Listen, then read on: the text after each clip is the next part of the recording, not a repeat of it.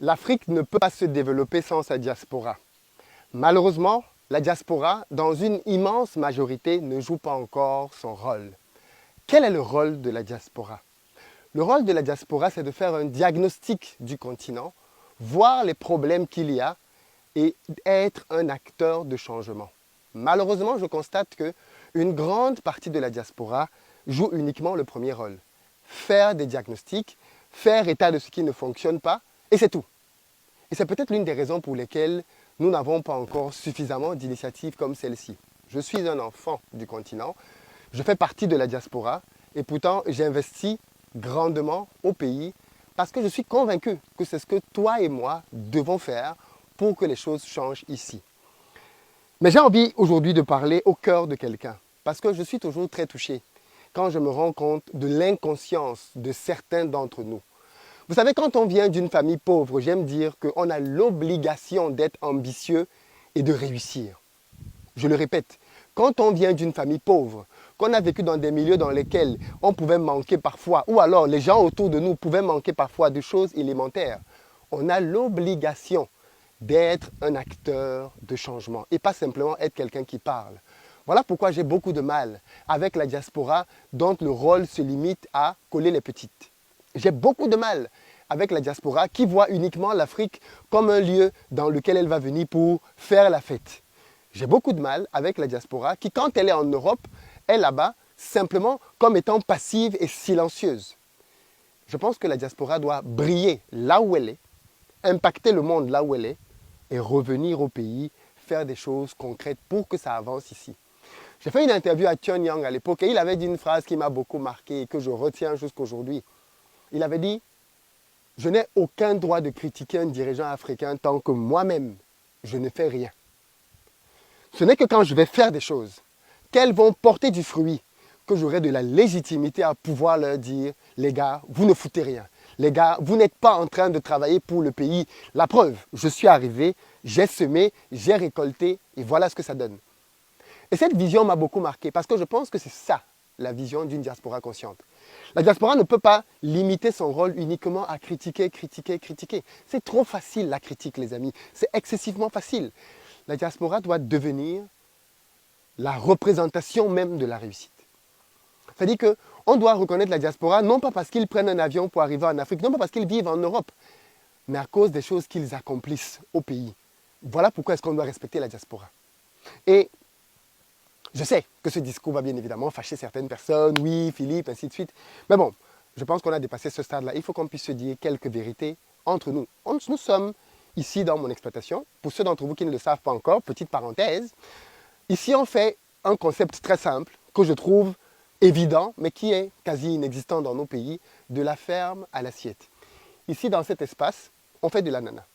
OK? Mais on fait de l'ananas ici parce que le but pour nous, parce que l'ananas c'est délicieux déjà, l'ananas c'est juste trop bon, et on fait de l'ananas parce qu'on fait du jus d'ananas dans notre boutique à Bali. D'ailleurs, ceux qui ne le savent pas encore, les produits de cette ferme sont vendus dans notre premier point de distribution à Bali, à Douala, en face des Néo. La boutique s'appelle Le Goût du Pays, en face de la Sonnelle, de l'AES à Kumasi, ouais, on va dire ça à Bali. On est juste en face. Mais ce que je veux dire ici, justement, c'est que d'où me vient cette idée? L'idée me vient simplement du fait que des agriculteurs, il y en a beaucoup au pays. Mais les agriculteurs, généralement, sont pauvres en Afrique. Et ils sont pauvres parce que celui qui transforme ne distribue pas. Il laisse sa distribution à quelqu'un d'autre. Et donc, je me suis dit, mais beaucoup de gens ne veulent pas se lancer dans l'agriculture parce qu'ils pensent que être agriculteur, c'est être pauvre. Si on fait de l'agriculture et qu'ils se rendent compte qu'avec l'agriculture, on peut être multimilliardaire, et on a donné pour challenge que cette ferme en 5 ans va générer le milliard, et beaucoup ont commencé à rigoler au début, mais je pense que d'ici 2-3 ans, vous allez moins rigoler, ceux qui doutaient. Mais l'objectif, c'est de montrer aux jeunes qu'on peut gagner beaucoup d'argent proprement avec de l'agriculture dans nos pays pour que les jeunes arrêtent d'aller se battre dans des bureaux pour gagner 40-50 000 francs et avoir le privilège de dire qu'il a une cravate et il est dans un bureau climatisé. Et parfois, bien évidemment, il cumule 4, 5, 6 mois sans être payé. L'objectif pour moi, c'était de démontrer qu'en travaillant la terre ne ment pas, mais il faut bien la travailler, on peut gagner beaucoup d'argent. Et c'est un appel que je lance à la diaspora. Les amis, Revenez sur le continent et bâtissons des projets. À cet égard, je veux dire bravo à la diaspora d'Amérique du Nord. Chaque fois que je discute avec quelqu'un au Cameroun, en Côte d'Ivoire, au Sénégal, et que c'est quelqu'un qui a un projet, bien souvent, il vient d'Amérique du Nord. Il vient du Canada, il vient des États-Unis. Très souvent. Par contre, quand je discute avec quelqu'un de la diaspora et qui vient de France, c'est quelqu'un qui vient pour critiquer, qui vient pour coller les petites, qui vient pour s'amuser et repartir. Quel est le problème, les amis de France? Quel est le problème? Pourquoi est-ce que la diaspora de France, qui est pourtant une diaspora très intellectuelle, est une diaspora qui au pays fait très peu? Mais c'est la diaspora qui va te dire, oui, mais le pouvoir a fait ci, le pouvoir a fait ça. Aucun pouvoir ne t'empêche de faire ça. Aucun pouvoir ne t'empêche de faire ça. Aucun pouvoir ne t'empêche de planter, de récolter, de distribuer. Aucun pouvoir. Aucun pouvoir ne t'empêche d'avoir tes boutiques, d'avoir tes centres commerciaux. Aucun pouvoir. À un moment donné, il faut qu'on arrête de se cacher aussi derrière des prétextes, qu'on arrête de se cacher derrière des X, Y, Z et que l'on commence à agir. Quand les Chinois viennent ici, ils sont confrontés au même gouvernement. Quand les Indiens viennent ici, les Pakistanais viennent, c'est le même gouvernement. Mais ils trouvent le moyen de faire du business ici. Et nous, on est là, on les critique avec la bouche, mais dans les faits, le chien aboie, la caravane passe. Tant que tu critiques et que tu ne fais rien, tu n'inquiètes personne. Par contre, le jour que tu commences à faire des concepts comme ceci, que tu commences à avoir tes boutiques, que tu commences à avoir plusieurs boutiques dans le pays pour pouvoir distribuer les produits de ta ferme, là tu commences une véritable révolution. Tu entames une véritable révolution parce que tu es sur le terrain, parce que tu fais des choses concrètes. Et là tu commences à inquiéter les plus gros, Carrefour, Auchan. Là ils peuvent commencer à se dire, ah mais il y a ces gars-là qui commencent à être vraiment intéressants. Hein? Mais tant que tu ne fais que parler, tu ne sers à rien, les amis. Alors attention, je vais faire un petit bémol parce que la diaspora en Allemagne, c'est différent. Les gars en Allemagne et les filles en Allemagne bossent. Ils bossent pour le pays. Mais la diaspora française, de laquelle je viens, est celle qui bavarde le plus, est celle qui raconte le plus de choses, mais qui agit concrètement le moins possible. Peut-être que c'est la malédiction de la France. Peut-être que la France n'est pas un pays entrepreneurial. Et donc quand on arrive là-bas, on sait juste parler, écrire des livres, avoir des gros diplômes, et puis c'est tout. Mais à un moment donné, les amis, le continent nous appelle et on doit revenir et répondre à l'appel du pays. Le pays t'appelle, le pays est plein d'opportunités. Il y a beaucoup d'argent à se faire ici, beaucoup de business à lancer ici. Et j'ai voulu filmer ce que je fais pour montrer aux gens que c'est possible. Et vous l'avez bien vu, au début, il n'y avait rien ici. Un féticheur était venu mettre des fétiches ici. Vous vous rappelez?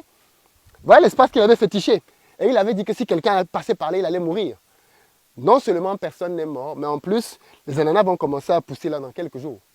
Donc d'ici quelques mois, on va récolter nos ananas, on va les amener à la boutique, on va faire nos jus, ananas, ananas passion, ananas gingembre, et on va déguster tout ça. Aussi simple que ça. Mais il y a beaucoup de choses à faire au pays. Il y a beaucoup de choses à faire au pays. Et la diaspora a un rôle à jouer. Elle ne peut pas se limiter à critiquer. Faisons comme Thion. Faisons comme Thion, travaillons, ayons des résultats. Et à ce moment-là, on peut dire à un gouvernement, qu'est-ce que vous faites? Mais si tout ce que tu fais, c'est parler, parler, parler, critiquer, oh la France a fait ci, oh la France a fait ça, la France ne m'empêche pas de travailler. Les États-Unis ne m'empêchent pas de travailler. On a notre boutique, on va en ouvrir une deuxième bientôt, puis une troisième, puis une quatrième, puis une dixième, et après on va franchiser, on va en ouvrir plein dans le pays. Et voilà comment on va gagner beaucoup d'argent.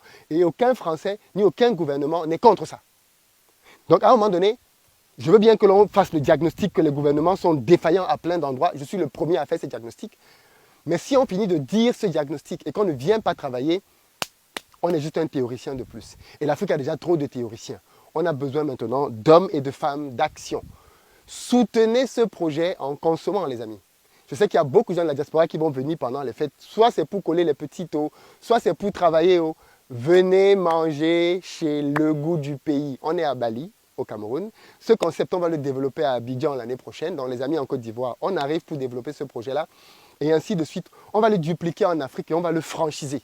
Le Goût du Pays, avec les produits du pays. Les Africains doivent redevenir fiers d'eux-mêmes, fiers de ce qu'ils produisent, fiers de leurs valeurs, fiers de leur richesse. Et ça doit se traduire dans leurs assiettes. Ça doit se traduire dans tout ce qu'ils ont. Thomas Sankara a dit, le seul moyen pour les Africains d'être heureux, c'est de vivre en africain. Vivons en africain, assumons notre africanité à tous les niveaux possibles et valorisons-la. C'était le message pour cette vidéo. J'espère qu'il va toucher quelqu'un, qu'il va te réveiller, qu'il va te frôler dans ton orgueil. Je sais que tu vas peut-être te dire, oui, mais Philippe a dit si. Ok, peut-être que la forme ne te plaît pas. Peut-être que tu es le genre de personne qui aime qu'on te caresse dans le sens du poil. Mais tu sais, quand tu prends un poisson, tu ne jettes pas le poisson parce qu'il y a des arêtes dedans. Donc si tu estimes que certains éléments que j'ai dit étaient trop forts, pas assez, ok, mets de côté ces éléments-là et concentre-toi sur l'essentiel. En tant que diaspora, est-ce que je joue mon rôle? Si tu as quelqu'un qui est en Europe, envoie-lui cette vidéo. Si tu es dans la diaspora, partage-la autour de toi pour que la diaspora entende ça. Et moi, j'ai envie, en sortie de cette vidéo, de lancer un challenge. J'aimerais lancer le challenge des grandes réalisations de la diaspora. Le challenge des grandes réalisations de la diaspora. De quoi il s'agit? Si tu fais partie de la diaspora, et que tu as lancé un projet au pays, informe-nous de ton projet. Écris à contact@investiraupais.com et objet de ton mail diaspora. Non. Objet de ton mail, les grandes réalisations de la diaspora. C'est un peu long, mais les grandes réalisations de la diaspora. Que ton projet soit petit, moyen ou grand, informe-nous de ton projet. Et nous, on va venir, si ton projet est vraiment pertinent, on va le filmer, on va le promouvoir gratuitement. Ça va te donner de la visibilité, ça va te donner des clients. C'est ma manière à moi de soutenir les initiatives de la diaspora en Afrique. On va le faire et ça va pousser un maximum de personnes à davantage se lancer. Il faut que la diaspora soit visible, que la diaspora agisse, que la diaspora impacte et qu'elle assume ce qu'elle est en train de faire. Les grandes réalisations de la diaspora, c'est maintenant. Il faut que ce continent bouge et je compte sur toi pour que ça bouge une fois pour toutes ici. C'est parti!